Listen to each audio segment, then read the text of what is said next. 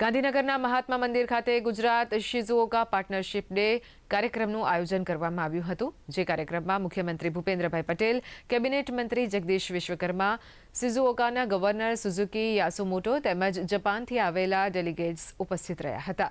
ગુજરાત અને શિઝુઓકો વચ્ચે થયેલા કરાર માટે મુખ્યમંત્રી ભૂપેન્દ્ર પટેલે તેમના ગવર્નરનો આભાર માન્યો હતો. આજે ગુજરાત સરકાર અને શિઝુઓકા પ્રીફેક્ચર ગવર્મેન્ટ તેમજ અમદાવાદ અને હ્યુમાત્સુ શહેર વચ્ચે મૈત્રી કરાર દ્વારા આપણે એક યાત્રાની શરૂઆત કરી રહ્યા છીએ. ગુજરાત અને હ્યોગો પ્રીફેક્ચર વચ્ચે સિસ્ટર સ્ટેટ કરાર અને અમદાવાદ અને કોબો વચ્ચે સિસ્ટર સિટી કરાર થયા છે, તે પણ આજે યાદ કરાવવા માંગુ છું. અમારા માટે વિશેષ ગૌરવ એ વાતનું છે કે આદરણીય વડાપ્રધાનશ્રીના માર્ગદર્શનમાં ગુજરાત દેશનું પહેલું રાજ્ય છે કે જેણે જાપાનના 2 રાજ્યો પ્રીફેક્ચર સાથે સિસ્ટર સ્ટેટ એગ્રીમેન્ટ કર્યા છે.